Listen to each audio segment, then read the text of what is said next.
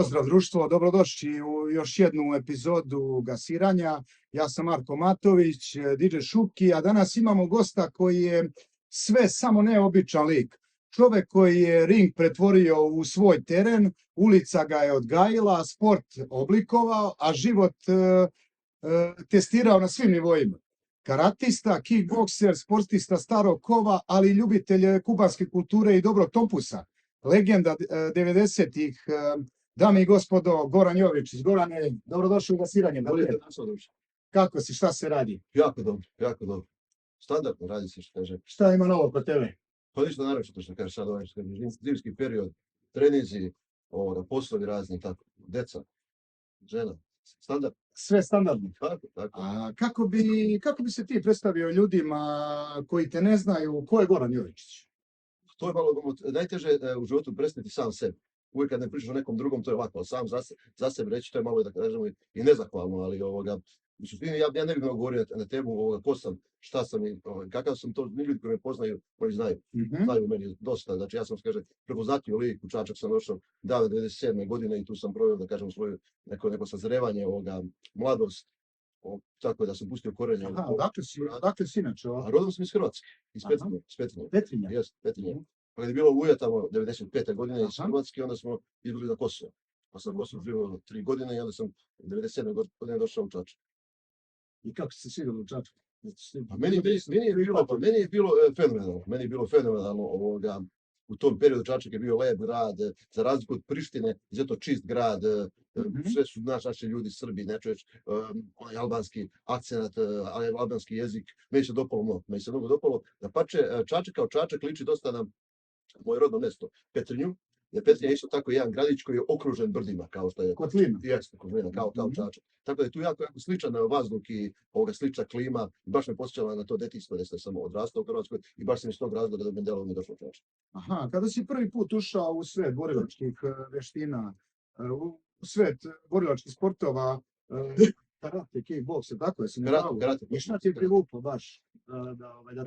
Pa ja sam kao mali dečak, sa svojih 5 godina imao često priliku da vidim tatu oca kako oblači kimono, jer on je bio član bivše stacije Jugoslavije, tadašnje, što pre raspada, kako oblači kimono i kako trenira u dvorištu. I to je bilo fascinantno. Onda kao svi dečaci u tom nekom periodu, Bruce Lee kreću i njegovi filmovi, moja fascinacija sa tom umjetnošću borenja, kung fuom, tim kako je on, kaže, formirao Jeet Kune Do, pa onda naravno poslije dolaze drugi filmovi, Van Damme i tako dalje, i to postaje meni obsesija i strast u tom nekom periodu, da kažemo do neke moje 12-13 godine, kad sa nepunih 14 godina počinjem da treniram aktivno karate. I to je postaje neka životna preokupacija i neki životni put. A to je, pretpostavljam, ti otac, znači bio i trener i uzor, ili si imao nekog trenera? Pa ne, uzori su bili uglavnom ti glumci iz filmova. Ja sam kao mali toliko bio opsjednut sa tim da recimo meni kad neko pusti film, taj neki borilački film, da mi kaže to je ceo svet, ja bih rekao ne prihvatam samo da gledam taj film. Toliko sam bio fasciniran sa tim, toliko sam inspiraciju u tome nalazio. A kako su izgledali treninzi 90-ih u odnosu na današnji trening? Pa, mnogo drugačije. Ceo svet se ekstremno promenio, znači za tih nekih 20 godina i kusur, nije ništa više kao što je nekad bilo. Treninzi su tad bili dosta, da kažemo, na nekom manje profesionalnom nivou, ali su bili jako masovniji. Znači, djeca su voljela taj sport, njima je bilo sve, nije bilo društvenih mreža, nije bilo igrica kao danas. Nije uopšte svijet bio, djeca su danas malo više razmažena, više su neispunjena, mrzovoljna. Više su neka deca provodila napolju. Tako je. Igrajući se. Tako je. Bilo totalno neko drugo vreme i bili su ti sportski klubovi, da li to karate, da li to aikido, da li judo, bili su prepuni su bili sportski klubovi i tu smo svi išli s nekom velikom voljom, to je bilo ispunjenje, to je bilo stvarenje snova i to je bilo totalno neko drugo vreme. Ne može se porediti s ovim današnjim vremenom. A što misliš, da li te asfalt više oblikovao ili sala? Pa to je zanimljivo pitanje sad, šta je više, dakle to je bilo kao šta je starije kokoška ili jaja, to je bilo ta priča, znači teško je to reći, ali ja bih rekao da me je oblikovalo jedno i drugo, jer taj asfalt, kako se to drugo zvuči, to je život, ja sam recimo samo kao mali dečak promenio 6 osnovnih škola.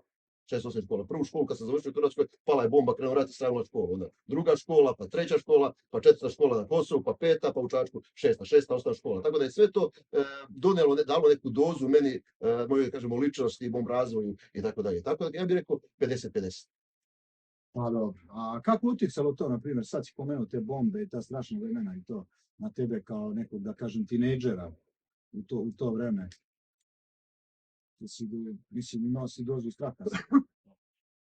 Pa naravno, Cijela situacija. pa naravno da sam imao dozu straha, ali kako te ti kažem, druže, taj strah, to nije bio neki strašan strah, jer obično dijete, kad je malo, kad ima 9-10 godina, on nije ni svestan oko okruženja svog rata i tako da je sve to shvata kroz neku igru i tako dalje. Tako da nije bila neka situacija, sam se ja nešto ekstremno uplašio. Iskreno, bila je jedna situacija kad sam se, da kažem onako, baš ekstremno uplašio i zabrinuo se. To je bilo baš kad je bila Oluja 95. godine. U traktorskoj prikolici sam putovao kao većina tadašnje dece iz Hrvatske do Beograda u koloni. 9 dana i 9 noći, toliko je trajao taj izlaz iz Hrvatske, zbog Srpske krajine tadašnje. I dok smo tako išli u prikolici, ja, majka, baba i deda, išli s jednim komšijom koji je imao ispravan traktor, mi smo imali ispravnu prikolicu i onda smo se tako zajedno izašli iz sela. Nisam znao šta mi je sa ocem. Nisam znao šta je ocem, bio na prvoj borbenoj liniji i bio je ranjen. I bio je baš tad ranjen, avionskom granatom je bio ranjen. I nismo znali što sam. I sad majka vidi ove njegove, da kažemo, drugare, borce, poznaje ih, naravno, nije mnogo velik brat, su se mi uglavnom znali i pita šta je sa Duškom i neko kaže Dušan kao nije poginuo. A drugi kaže, on je zarobljen. Ne znam šta je gore, da li je zarobljen ili poginuo. Ne kaže, teško je ranjen u Srbiji. I mi ne znamo, svako priča drugu priču. Niko ne zna. Ja već tad sam imao 12 godina, nisam bio tako mali, već sam to shvatio ozbiljno. Tad sam se lično zabrinuo šta mi je sa ocem, da li je zarobljen, ako je zarobljen, znam da je to opasno, vjerojatno ga neću nikad više vidjeti. Ako je poginuo isto, ako je ranjen, da li je ranjen, koliko je ranjen, tako dalje. To je bilo neki moment kad se ja zaista ekstremno uplašio. Znači samo taj puta do tad, znači nisam to mogao da shvatim kao nešto ozbiljno i nisam imao neke strane. I onda dolazite, kažeš, na Kosovo, pa prelazite u Čačak i onda upadaš ovdje maltene na ulicu 90. Pa bilo je teško. A znamo šta se dešava. Ti si rođeni Čačani, sve znaš, kaže, tu smo približna generacija, pogotovo Čačak je specifičan grad. Čačak koga prihvati ga baš. Koga ne prihvati, znači, to je nezgodno. Ja sam već to već bila 6. škola, novo prilagođavanje. Bukvalno sam bio i u Čačku, pa i na Kosovu, sam protiv svih. I u osnovnoj školi, i u srednjoj školi. Znači, bilo je to dosta neki težak period. Neki težak period za nekoga ko dođe, znači, ko je nov, ko nikog ne zna, a malo sam bio uvijek, da kažemo, prgave naravi, malo preke naravi. Tako da je to bio neki, da kažemo, baš težak period. Ta 97. A ima li neka situacija iz 90-ih koju nikada neće zaboraviti? Mislim na ulicu, na... Pa ne znam, nikad neću zaboraviti, to je sad relativno, da li neću nikad zaboraviti, vjerojatno neću zaboraviti. Svaka situacija koja je bila malo zanimljiva, čovjek ostane kao uspomena, neko seća, nikad neće zaboraviti. Eto, bila je jedna situacija u osnovnoj školi, neću da ga imenujem, to je to naš, da kažemo, komšija, druga iz Zatice, dobar je on momak i uspješan je čovjek, tako sad nema potrebe da ga reklamiram i da ga pominjem, da se nađe uvređen i prozvan. Ja sam bio 7. razred i pokačio sam se na času fizičkog vaspitanja sa tim drugarom, bez veze, bez nekog razloga, bio dosta nasilan, uz događanje loptom pokušao me udariti šamarom, ja ga udarim pesticom pravo u nos, pa kao utiram ga i slomim u nos. Sad, da se njemu slomio nos u školi, to je velik, da kažemo, neki prekršaj na času, teška telesna povreda, to je da se leti iz škole, jel tako? Međutim, ja sam čovjek koji je došao s Kosova, koji nije tu, to su deca koji su učili od 1. do 7. zajedno. Samo došao kao pao s Marsa, došao i pa 6. dan slomiš nekom nos.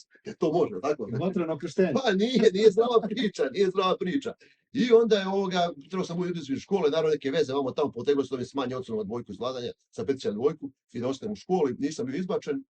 Međutim, on je imao neku dvojicu braća od stričeva, koji jedan je imao 22 godine, ovaj drugi mislim bio srednja škola, 4. godina tehničke, još su skupili dvojicu, došla njih 4, znači da me on u nakaz. Znači jakne, pajseri u džepovima, uletili, ti se sećaš cvele što je držao, Hunter automati, što su bili oni fliperi, igrice i to, sećaš se tog vremena. Kako ne? Ja sam bio unutra igrao sa nekim fliper i samo dolaze, oni hvataju me, znači da me izbace napad. Ja vidim, ukapiram ja sam tu inteligenciju, da sam bio tada 15 godina, vidio sam o čemu se radi, ja počeo se otimam. I sad tu bile su one devojke, osjećano one su bile možda 25-30 godina, onako devojke što su prodavale one pice, prodavale žetone i to. I oni su mene znali, ja sam bio kao mali, ja sam bio u džentlmenu, sam volao da častim, ako kupim nešto, ako recimo, tad je bio dinar, je vredeo, ja kupim 50 para, kao, ostaje ga, u redu je, svaki dan njima ostaje. Oni su mene zagotivili, kupim picu, recimo, dinar i po, ja kažem 2, u redu je. Ja sam voleo to malih nogu, to neko čašćavanje, taj neki bonton, ja sam to voleo uvek. I oni su mene zagotivili, bio kao mala, simpatičan, ako bucnac bio, i bio im simpatičan. I one skoče njih 3, počne da vrište, da vamo, i one mene otku, buka lonjke sa šanka, iz omog cvela, i cvela dođe, vidi njih, oni na cvelo, sad uzeti, Petra Teca, kaže napolje. Njih istara napolje. Cvele me stavi da vezem kući. To je bio utorak, ja znam, nema meni ići u školu više, dok Ćale dođe s Kosova. Ćale bi ostao još u Kosovu kad radi kao točnac na Petrovu toče gori. I ja rekao, nema meni ići dok on ne dođe s Kosova. Šta ja sada idem, ja sam pokojni, znači, iz Kasapića, pajserima, gotovo, završena priča. Ta sam se uplašio dobro, ta sam dobro uplašio. I Ćale dođe kod direktora, direktor pozove od tog drugara Ćala, odu na pečenje, malo se to ono, Ćale se izvine, da Ćale malo para, oni moraju na VMA, ovdje doktori nisu mogli u Čačku, tad oni su bili slučajni, da mu urade operaciju, toliko je bio slomljen nos, više delo baš se raspao totalno, otišao na VMA, oni su njemu spakovali taj nos, tamo operisali, već malo para, i tu su smirali strast da meni iz Kasave pajseri. I inače, kak iz Kasave pajseri, bi ništa ostalo.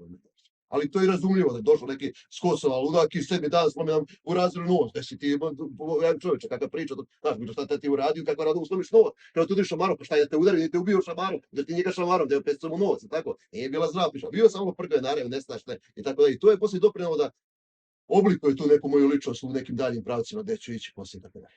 A kako izgleda mentalitet borca koji dolazi sa ulice, a želi da postane profesionalac? Pa pazi, Kako ide taj put? bilo je dosta takvih primjera u nekoj našoj istoriji. Prvo ste trenirali, izvini što te prekidam, prvo ste trenirali, pa ste onda osnovao i svoj klub i to, jel? Jesam, ja sam bio ceo život u tim pričama, a kažem ovo kako svoje borce, gledam na nekom globalnom nivou, svi ovi neki naši jači borci, Mate Parlovi i tako dalje, oni su se najpre bili po ulici, posle postali profesionalci, znači, posle videli, to prepoznali su taj svoj talent i oni su ga, i Badal Harije i tako dalje, kickbokser, tako da mnogi su ti, da kažemo, borci to primenjivali, bili nestašni u mladosti, pa su onda to predali na sportski teren i posle postali, da kažemo, profesionalci. A što se tiče mene ja sam to voleo kao mali, kao što sam malo pričao na Kosovu sam počeo trenirati karate, tamo sam polučio za žuti pojas, onda sam došao u Čačak, u Čačku sam kod nekog Milisava Nikolića, tada sam velikog majstora karate, tada već imao davnih godina, 6. dan, mnogi su Čačani čuli za njega, on je sad preko, bavi se nekom, da kažemo, alternativnom medicinom i uspešan u tome, leče razne povrede iz zglobova, kičme i tako dalje, baš je uspešan, priznat je, mnoge svetske fudbalere, on leči sad, kod njega sam 30 godina dana, međutim, on je bio čovjek malo, da kažemo, neozbiljan, i nije vodio nas na takmičenje, nije bio plagen za pojasoj, prešao sam jedan drugi klub, karate klub Čačak, i tu sam proveo i održnik jedno 7 godina, aktivno sam požio sve 21. dan i posle sam video malo došlo do zasićenja, pa sam gledao nešto drugo, sam trenirao kickboks jedno 4,5 godine, onda sam prešao na Kudo inače blaža varijanta MMA, i tu sam s ortačkim drugarom, Slobo Jovanovićem, što njega sam pozdravio ovom prilikom, Sloba ti poznaš isto. Pozdravimo Sloba. S njim sam dobio ortački klub, držali smo godinu dana, pa su ovdje tu malo različiti s mišljenjem, ja sam otvorio svoj klub, njegov klub se zvao Obilić, moj Karađorđe, kaže 2 junaka, i dalje smo nastavili neku saradnju, vodili smo, što kaže, vežbače takmičenja, održavali smo zajednička polaganje, predsjednik federacije bio iz Niša, Živić Dragan, i njega ovom prilikom pozdravljamo. Ako je gledao, sigurno će gledati. I to je bio neki, što kažemo, taj put. To je bila 2009. godina. Tad je bio tek, da kažemo, procvet u državi MMA sporta, nije bio MMA sport ni približno današnjem nivou do koji je dostigao. A koja ti je pobjeda najdraža u karijeri? Zašto? Možda imaš da izvodiš neka koja ti je bila baš važna i značajna. Pa evo, recimo, pobjeda sportska, pobjede, ja gledam na pobjede, životne neke pobjede su mnogo značajnije nego sportske. Pa ću navesti i jednu i drugu. Sportske pobjede, to je bilo pre 2 godine u Beogradu, kad se vratio na karate, zatvorio sam klub, prekren se radi s klubom, malo je to došlo do sićenja, isto razvio na neki ozbiljan nivo, deca su kod nas nažalost slabo zainteresovana za te borilačke veštine, ja sam radio na karate i posle 2 mjeseca treninga sam izašao na evropsko prvenstvo. Radio sam u 2 discipline, jednu disciplinu sam radio ekipno borbe, gde sam bio kapitan ekipe koji sam sakupio ekipu, organizovao da odemo na takmičenje, i radio sam pojedinačno. Pojedinačno sam bio 3. na evropskom prvenstvu, a ekipno smo bili 1.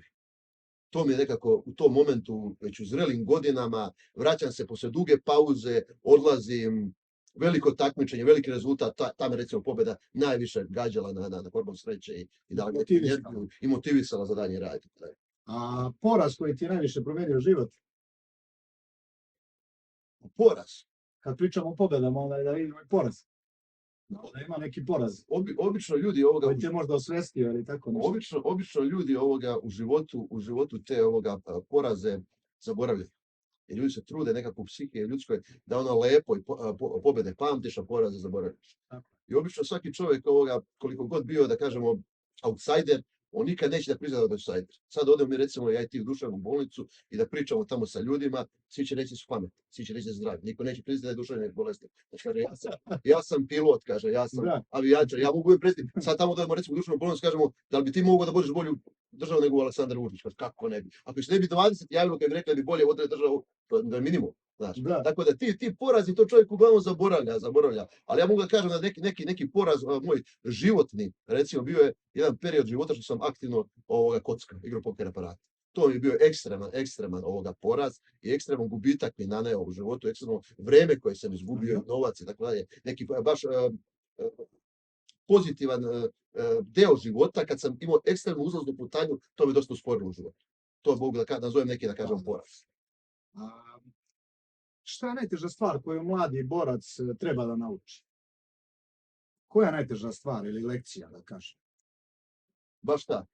Baš ta što si malo prepitao. Kako da izdrži poraz? Jer mlad čovjek sve dok mu ide dobro, ali čim malo zakripi, on odmah kaže, pa nije to u redu, mene su pokrali, nije bilo pravedno, nije me trener dobro spremao, dao mi je prejakog borca, on imao 5 mečeva profesionalnih, ja samo 1 i tako dalje. Znači, mladi ljudi uglavnom ne trpe poraz. Ne trpe poraz i jako teško ako trpe, jako teško trpe poraz. Znači, naučiti mnogo je veća umetnost znati posle ovoga jakog udarca ustati nego zadati jak udarac. I to kad savladaju mladi ljudi, onda prepreke ne. Onda je ogromnim delom uspjeh zagađati. A kada bi mogao da uporediš sebe sa 20 godina i sebe danas, šta je najveća razlika? Ovo što smo pričali. Pa razlike su ogromne. Znači, čovjek sa 20 godina bukvalno ne zna skoro ništa. On je kao pile iz jaja, onako ide tutura udara glavu, znači ne zna gde se nalazi. Kao pile u kućini kad ga zamota, ne zna kao kuće kad ga pustiš u lift, pa udara, ne znači, ne zna. Sad sam mojih 42 godine, znači ja sam prošao, moje iskustvo životno je ogromno. Tako da su to ogromne razlike. Ja sad imam jasan cilj, ja sad recimo znam što je najbitnije, znam kako funkcioniše ovaj svet.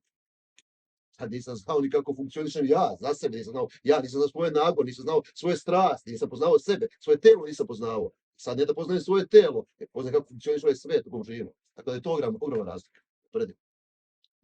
Kako si, to smo nešto i pričali, kako si disciplinovao sebe u onoj ludnici 90-ih? Kako si uspio da sebe disciplinuješ i da ostaneš na pravom putu i da postaneš to što si postao danas? Pa ja moram stvarno da priznam, možda to izgleda malo smešno, ovako ljudima sa strane, ili da kažu svako svoga konja hvali, ali ja sam ubeđen da je sport mene ostavio na pravom putu. Jer recimo tih davnih godina, 97. 8. godine, kad sam u Čačku aktivno već počeo trenirati karate, bila jedna organizacija FONAS. Ne znam si ti sećaš te organizacije, možda nije ni bilo nešto ekstra poznato, ali imala je određeni broj pristupnica. Mi smo išli jednom nedeljno na predavanje u FONAS kao klub. Nismo samo išli karate klub Čačak, nego išli karate klub Borac, išli fudbalski klub mlađi uzrasni borac, bojkaški klub, znači Libero. Znači, mnogi klubovi su se, znači oni najbolji koji su, da kažemo, članovi prvog tima, mi smo išli na predavanje. Ta FONAS organizacija se bavila, objašnjavala je mladima ljudima šta su sekte, šta su cigarete, šta je alkohol, šta su različite droge. Poroci, apsolutno, pod preču. Šta su oni napravili propust? Oni su samo trebali u te poruke da ubace kocku. Da su ubacili kocku, ja bi bio možda savršen, kao univerzalni vojnik. To nisu. To je bio propust i tu sam se ja u jedan period života okliznuo.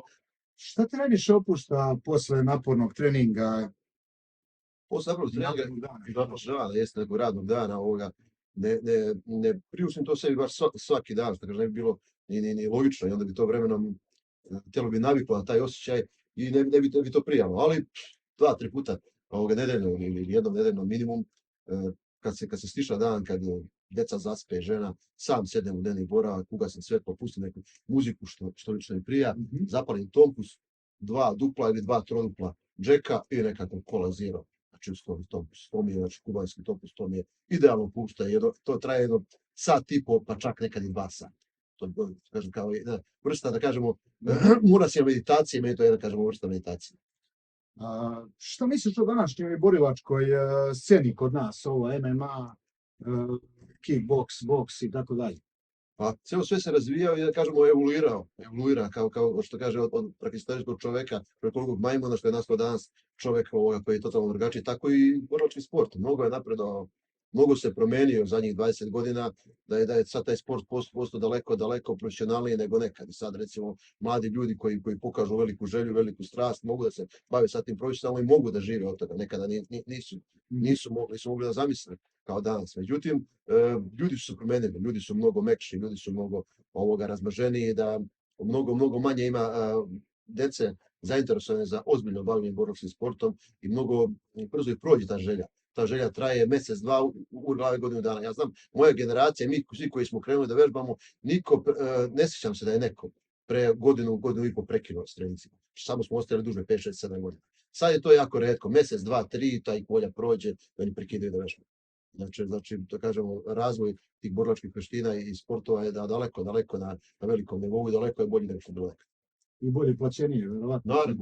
Naravno, borci mogu sad da kažemo da žive od toga, ako su, kažemo, malo bolji borci, kvalitetni ugovori mogu da žive od toga, nekad nisu mogli da žive. Nekada su ljudi trenirali, odlazili na svetska i evropska prvenstva u kickboksu i u karateu, radili su ljudi u pošti, radili u nekoj fabrici, znači trenirali 4 puta nedeljno i takmičili se. U starim trenerkama i svi različitoj opremi, ja? Tako je. To je sad nezamislivo. Sad recimo nema šanse na bilo ko borilačkom sportu, neko izađe na evropsko svetsko prvenstvo, trenira 4 puta nedeljno. Taj ne može bude među prvih 10. Da li današnjim klincima lakše nego klincima iz 90-ih da treniraju? Ne poradu lakše. Tad smo bili pod sankcijama i izolacijom i retko se putovalo, sve su trebale vize i tako dalje. Sad je to totalno jedna druga priča. Mnogo je lakše, ali opet kažem, vraćam se na to da je mnogo manje zainteresovanih. Ja sjećam kad sam recimo došao u Karate klub Čačak da treniram svojih 16 godina, ja sam bio tad u toj starijoj ekipi koji smo bili onako, da kažemo, baš onako malo fanatici i ekstremni zaljubljenici taj karate. Ja sam bio najmlađi, bilo ih je mnogo starijih od mene. Sad recimo tamo na treningu retko ko ima da je 18-19 godina, to su sve deca 6, 10, 12, 13 godina, već 14 godina prekidaju da vežbaju. Nema starih, nema seniora, nema juniora, sve manje. Šta bi poručio mladim borcima koji misle da neke svoje probleme rješavaju na snagu? Silom. Nema šta ja im poručujem. Šta god da im kažem, oni me neće shvatiti. Jer obično mladi ljudi, oni su tvrdoglavi i retki poslušaju. Zato ima, kaže, ona izreka, kaže, da mi je, kaže, 20 godina i ova pamet, gdje bi kraj bio. To su stara izreka. Tako. Da li si razmišljao možda da jednog dana napišeš knjigu ili neki dokumentara snimiš o sebi? Pa razmišljao sam, mislim da mi je sad rano za to ovog trenutka, jer meni, da kažemo, 42 godine imam trenutno i smatram da još mnoge bitke životne treba da dobijem, tako da u nekim poznim godinama, posle 60. 65. naravno vraćaš. Šta te najviše koštalo životu? Ponos ili srce? Ponos me malo, da kažem, koštao, ali najviše me koštala vera u ljude. Znači, to recimo nije bilo u tim pođenim pitanjima, ali to moram da kažem, vera u ljude. U ogroman broj drugara sam mnogo verovao. I besomučno sam dao i prijateljstvo i delio svoje parče posla, parče hleba sa njima i usmeravao i baš bio više nego drugog. Što je recimo rođena braća ili sestre nisu htjeli da za njih da urade, ja sam radio. I to mi se obilo o leđa. Uglavnom, veliki broj tih takvih drugara su mi najbolji nož o leđa. Šta misliš o disciplinama kao što su meditacija, joga ili fokus trening ili tako nešto?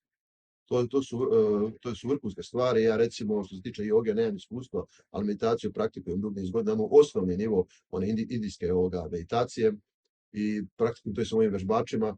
meditacija je vrhunska stvar, ne samo za koncentraciju i to, nego za celokupno mentalno zdravlje. Znači, mnogo teže dolazi do nekog, da kažemo, psihičkog razboljevanja, neuroze, depresije ili tako tih nekih sličnih bolesti, ako čovjek praktikuje dug niz godina meditaciju. Ali naravno, kao sve u životu, ne treba preterivati. Znači, ako čovjek umjereno jeste, ako čovjek preteruje u bilo čemu, u treningu, ako preteruje u tompusima, kao recimo svaki dan pušim 3 tompusa, na 3-4 godine velike šanse da će dobiti rak jezika, dim se ne uvlači u pluća, ostaje u ustima i dobija se rak jezika jer je dim izuzetno jako i kupanskih tompusa. Tako ne treba preterivati, meditacija je vrhunska stvar. Da li postoji neka životna filozofija koje se držiš? Životne filozofije se držim od malih nogu kao klinac. Uvijek sam bio jako ponosan. I to mi je ta filozofija. Ako izgubim ponos, zašto se držati? Čemu težiti? Nikad nisam recimo mogao da spustim glavu, da poniženo gledam u nekoga, kao sad što je puno su ove naše stranke, kako ih zovu, tupavi dupoglakači. Znači nisam mogao to. Sa svakim da stanem da pričam, gledao sam ravnopravno. Znači smatram sam da sam ravnopravno sa svakim da pričam. Mogu hijerarhija ako je neko iznad, malo da budem, znači niže, ali da spustim glavu i nekog da gledam sa nekim molećivim glasom, molećivim pogledom, to nisam mogao nikad. Što si naučio ljudima kroz sve ove godine? I dobre i loše strane? Dobre strane, nažalost, ljudi su jako kvarljiva roba i čovjek sve što postaje stariji u velikom broju, znači nije da kažemo izričito, ali u velikom broju postaje lošiji. I čovjek, znači, kako postaje stariji, postaje lošiji i ljudi su izuzetno kvarljiva roba i kvarni i loši. Iz tog razloga u komunikaciji sa ljudima, sa drugarima, sa rođacima, sa rodbinom, sa porodicom, uvek moraš ostaviti rezervu. Uvijek rezervu. Nikad ne smiješ da kažeš svu istinu o sebi, nikad ne trebaš da daš maksimum koji možeš uvijek rezervu. Kao primjer radi, ako uzmemo pomoranđu da je cedimo, želimo volimo da pijemo ceđenu pomoranđu, jako iscedimo, baš jako. Kad je iscedimo jako, ona postaje gorka kad je pijemo, tako. Ali kad iscedimo, znači da ostavimo 20-30%, onda je ukusna i izuzetno pitka. Tako i sa ljudima, znači uvijek moramo pomalo. Zamisli ti sad, oženjen si čovjek da ženi sad za rođendan kupiš jedan Rolex, neki 40-50 hiljada. Šta će za sljedeći rođendan kupiš? Znači traži Ferrari. Ako ideš neki part-time, 110 Nikad. noć kaže, ajde beži, daj razvod braka, beži, imam što se brukaš, si mi Rolex, hoću Ferrari, jel tako? Zato uvijek moramo tako malim nekim poklonima da poklanjamo i pažnjom i to, i onda da svaki postepeno da možemo uvijek da nastavimo da oduševljavamo dalje. Ako jako se ispucamo, dolazimo u problem. Tako ljudi, čim otkrijemo se tajno tebe, ona sažvaću istu. Znači to je to. Znači ne smijemo nikad otkriti sve o sebi, uvijek moramo biti malo enigma i uvijek moramo davati pomalo da bi uvijek mogli da se oduševljavamo. Kakav je po tebi sistem vrednosti danas? Sistem vrednosti je takav da ovo, ne daj Bože kako ide, doći do 3. svjetskog rata. Ovo je to totalno uništeno. U našoj zemlji je katastrofa sistem vrednosti, i školski sistem, i pravosudni sistem, i zdravstveni, i svi drugi. Da bi se ušli u dubioze svim sistemima, ja ću samo malo da se dokačim školskog sistema i pravosudnog sistema. Recimo, moj sin je sad prvi razred osnovne škole, njemu su toliko težak ranac da ja koji trener, koji sam jak čovjek punoj snazi, kao ponesem do škole, ranac meni utrne ruka. Koliko je to obimno gradivo. Recimo, domaće zadatke kad ne reče u školi, on kad ih rešava kući, to je 2 sata. Dobije To je frka, trka. Dobio 7-8 rečenica po 13-14 reči da treba da prepiše. I 2-3 crteža. Pa ja to ne mogu reći 2 sata. Ne, 7 godina. Nenormalno. Recimo, ne znam jesi znao da neka jaka kompanija američka je vršila istraživanje, da deca do 5 godina kad im radi istraživanje, 90% genijalci. Si znao to? Nisam. Kažu, to je do 5 godina. Od 1. razreda do 4. 50% genijalci. Od 5. do 8. samo 20%, od 1. godine srednje do 4. samo 7-8%, dok dođe na fakultet to padne manje od 1%. Znači, ceo školski sistem teži ka tome da od genijalaca napravi dobre poslušne robove koji idu u fabriku i rade, koji ništa ne pitaju, samo izađe izbore i glasaju. Znači, školski sistem sistematski uništava potencijal čovjeka. Ja odgovorno to tvrdim. Eto tako. Što se tiče školskog sistema. Što se tiče pravosudnog, to je već strašno. Naš zakon je napravljen tako da nikada to nije bilo kao sad. Da recimo on ide na ruku prevarantima. Ti recimo imaš nekog dobrog drugara, ako te on zamoli da mu pozajmiš 1000 eura, ti samo ako hoćeš da mu oprostiš, to možda mu pozajmiš. Drugačije ne mogu nikako pozajmljivati. Jer ako mu pozajmiš, 2-3 puta ga zoveš da mu nešto zapretiš, javit ćete u policiju, doćiš do suda za izvod. Ja sad ispričam jednu moju životnu priču, mnogo zanimljivu. to je bilo 2020. godine, jun, mislim 10 ili 15. jun. Zove mene da moramo da pijemo piće, moj dobar drugar, inače moj bivši vežbač koji je mnogo dugo vežbao, ja ga se pozivam ovom prilikom da ne govorim njegovo ime i prezime, ne mogu da budem, što kažem, prozvan, mlađi od mene par godina, kaže, Gogi, imam jednog drugara, znači jednu drugaricu, ona je u Švajcarskoj, zove se Slađa, imala je muža tu i Drenovac, selo kod Paraćina, kaže, doktor je dužan 31 švajcarskih franaka, razbio se, opalio za Pariju, vrati se u Paraćin, to selo Drenovac. Ajde malo da mu pripretimo vama tamo, da on njoj to vrati, ona će nas debelo nagraditi i tako da. Ja mu kažem, Bože, kako nagrađivanje, kako je to u drugi grada ideš, tamo policija jedva čeka, oni tamo nemaju posla u Paraćinu, selo, malo Drenovac, oni tamo radi samo kako mi ukro kokošku, čoveče. Znaš, će danas karakteristiku kao opasne kriminalce, dobit ćemo 10 godina u zatvora u Nišu, da li si ti normalno, šta mi to priča? Ma neće, druže, nema šanse, mi ćemo fino, kulturno, ti si namazan, ti to znaš, ti si genije, pusti ti genije, čovječe, želiš na tuđi teren da poginaš, brate, da li si normalan? Ajmo mene posle par dana ponovno zove piće, pa me ponovno ubeđuje. Kaže, nećemo ništa upreti, samo ćemo da ga zamolimo da se o njoj javi. Ja rekao, ajde da odemo, računam, samo ćemo da zamolimo, vamo tamo. Pretpostavio sam da su ogromne šanse da se privede policiju. Šta je u vezi, privede mi damo izjavu i pusti nas, nismo ga bili, nismo čuli, ništa. Nas, ja počeo još jedan drugar da bude tu svedok, u slučaju da bude nešto naopako, da on posvjedoči nas trojica. Nismo isto radili. I zove jedan drugog mog drugara, isto jako dobroga i odemo ti mi. Međutim, taj drugar što me zvao, on je dan ranije otišao tamo, jer ima neke rođake, idu u lov tu okolo brda love, on je sastav lovac, oružja, lovačko bi tako. I mi se nađemo, usput stanemo u Pojate pumpa, da kupim ja karticu sa kojoj ću da pozovem tog gospodina dođe, neću zovem sa mog telefona, normalno da moj telefon da me zove, da me smara, tam prijavio policiju, ovo je zvao, ponudri telefon za jednog zovem i bacim karticu i završena priča, tako, pa logično. I stanemo, mi kupimo karticu, međutim tu nas kamera sve snimi, zoomira, naše face sve, mi to nismo razmišljali, snimimo, šta je veze.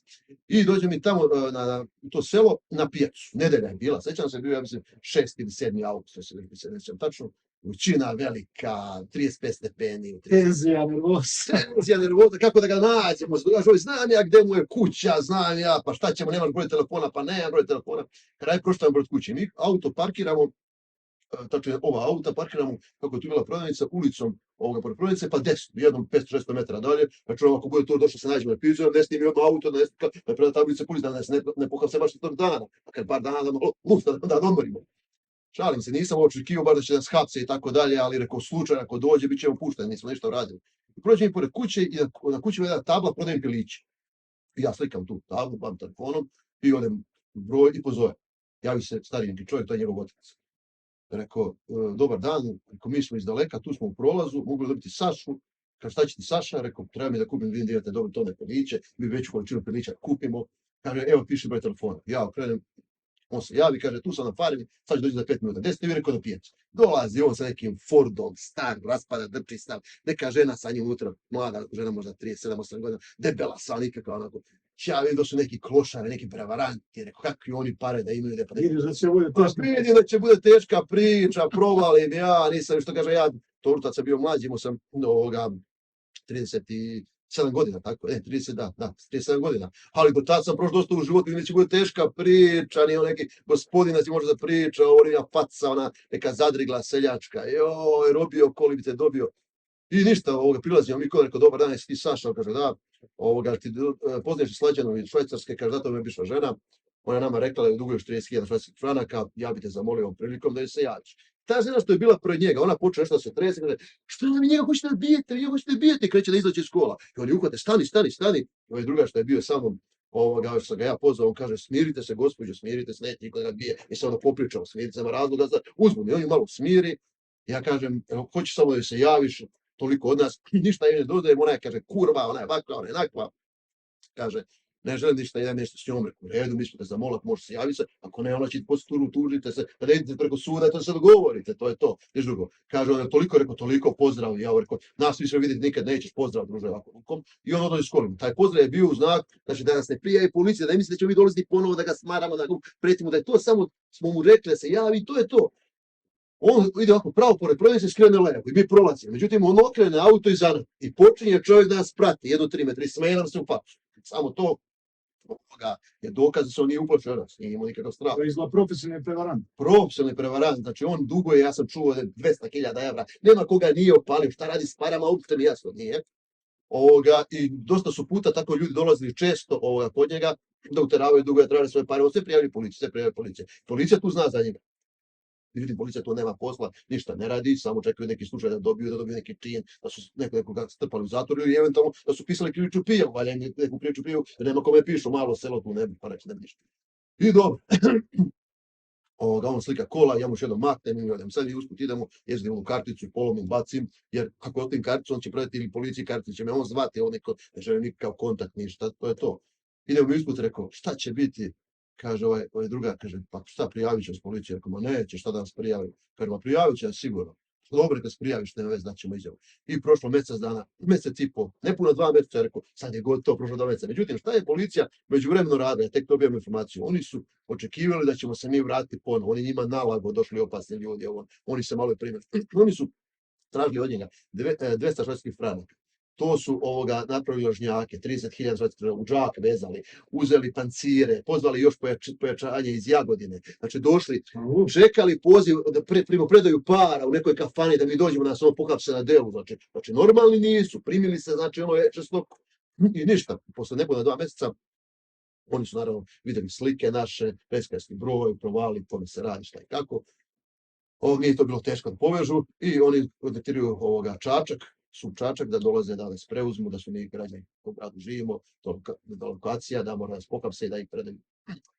I ja jedno jutro, ovako, u 8 sati jutro, vidim nekom spenjenu stepenicu lupa, policija.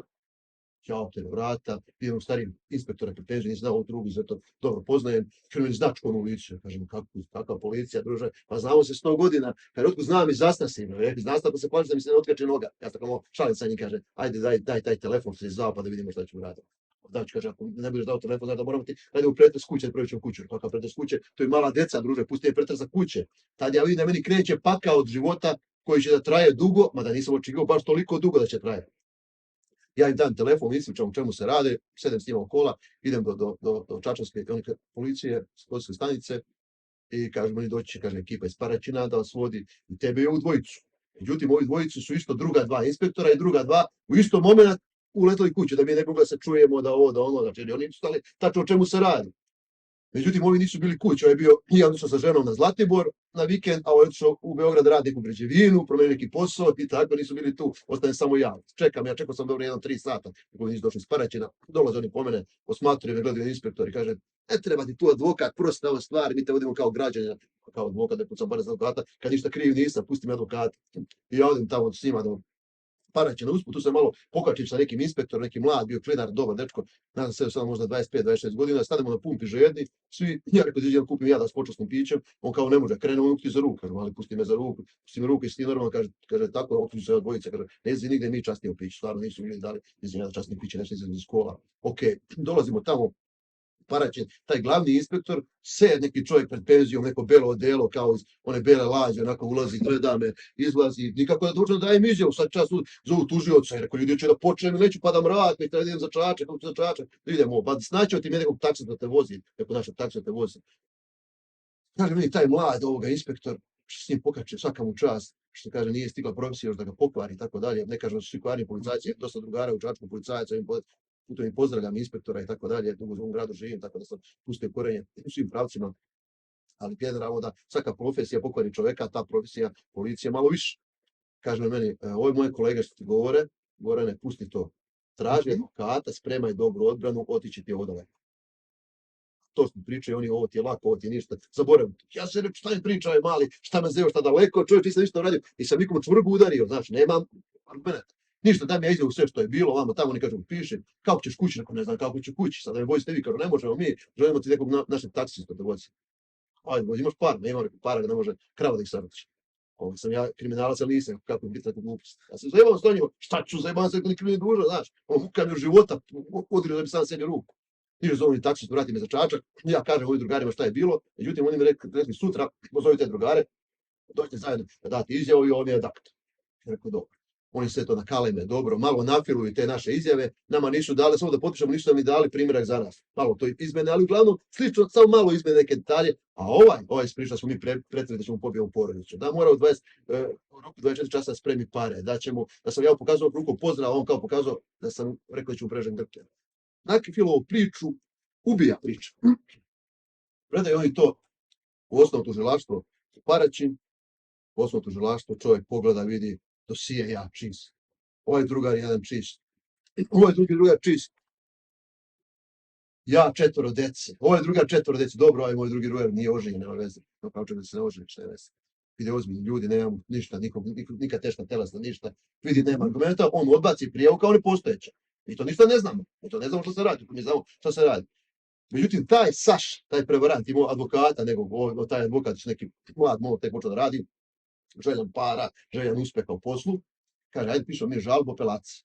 On napiše žalbu apelaciji, apelacija posumnja malo, šta će, vrati to na visoko tužilaštvo u Jakovini.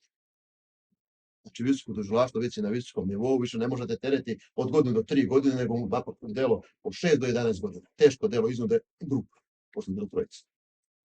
Nama dođe poziv ovoga da dođemo u SUP, da damo još jednu izjavu pre nego što nas pozove tužilaštvo, ali kao sumnjičeni, naravno, mi damo, koji nam kaže ništa, vi ste pozvani za tužilaštvo da nas pozovu, ja angažujem jednog advokata, dobro, zato poznato, tačno su ga sad ne imenujem, meni tom drugar, ovaj drugar uzme neku advokaticu tamo iz Paraća, kao ono mi prute, ta je jaka, ta je dobra, ta je dobra.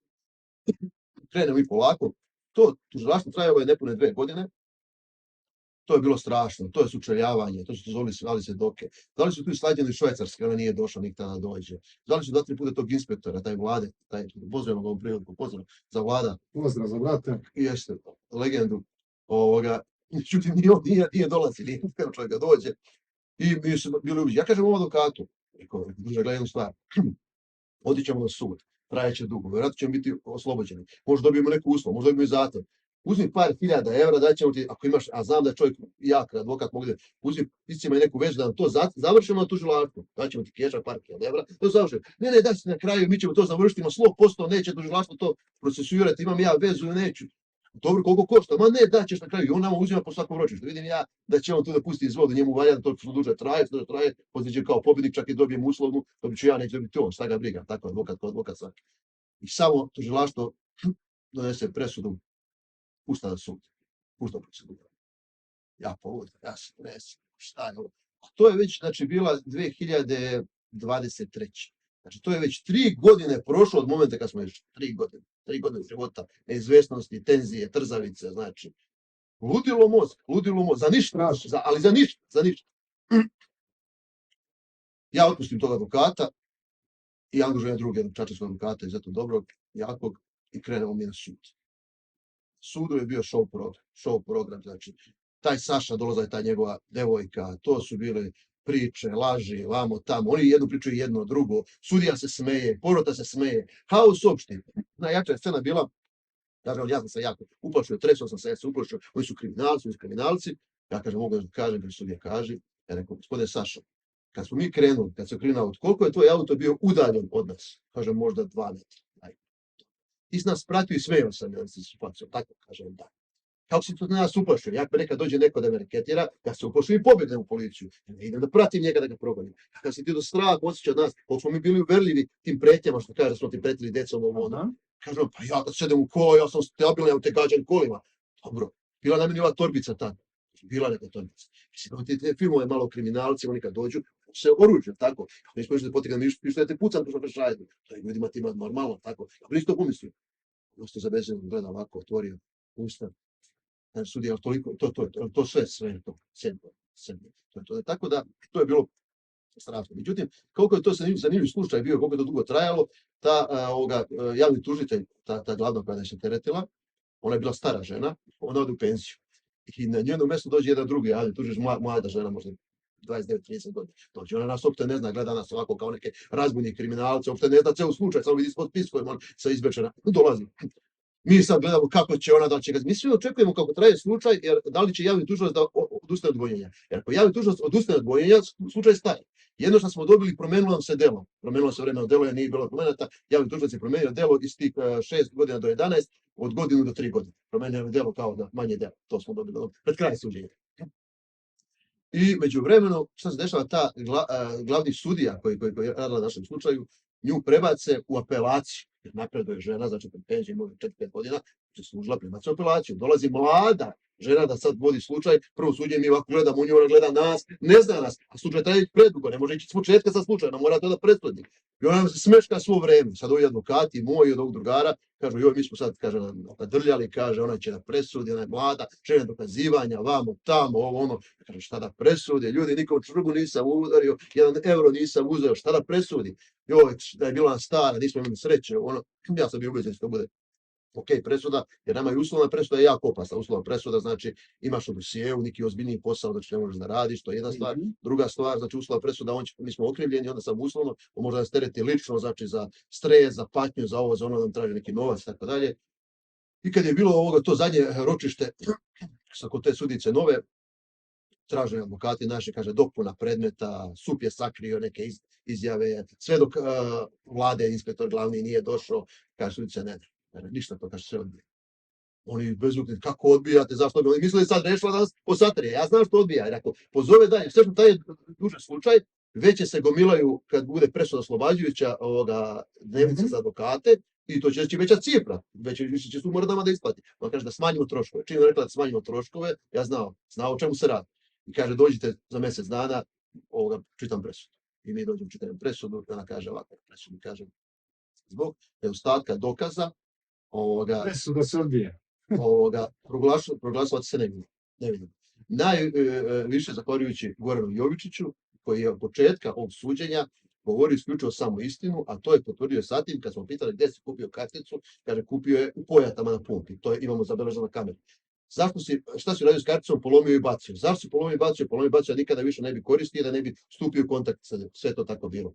Nikad posle 2 mjeseca posle toga nije pozvao ni sa nijednog broja. Kartica je slomljena bačena, kupio je na Pojatama. To se sve potvrdilo da apsolutno ništa ne laže u toj izjavi. Tako da vi se oslobađate. Mi srećni su, pobjeda, ovi nervozni, javni tužilac, advokat, oni beže napolje.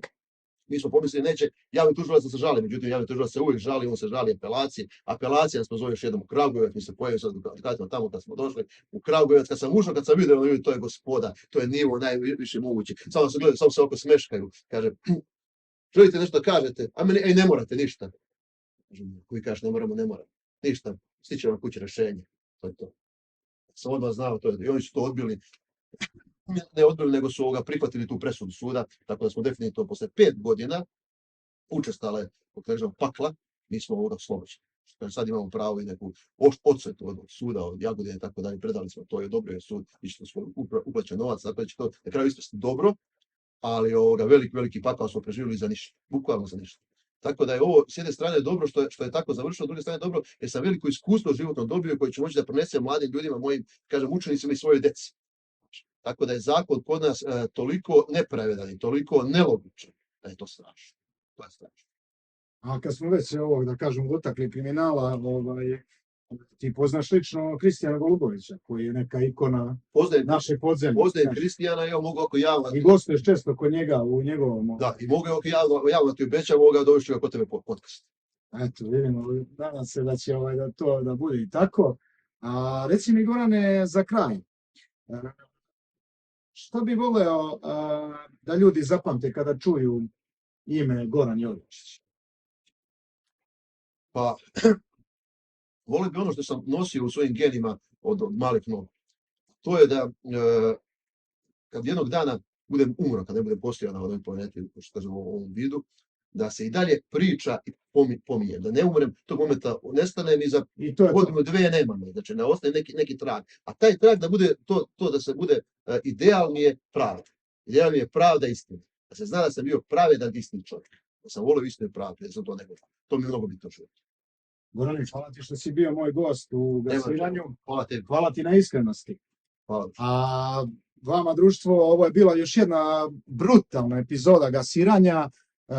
Još jednom Goranu Jovičiću hvala na iskrenosti i pričama koje se retko čuju, a vama hvala što nas gledate i slušate. Ako vam se epizoda svidjela, ostavite like, komentar, zapratite kanal i podelite dalje, da Gasiranje nastavi da gori. Vidimo se uskoro sa novim gostima, novim pričama i još jačim gasiranjem. Pozdrav od mene, gasiramo i dalje. Ćao, zdravo!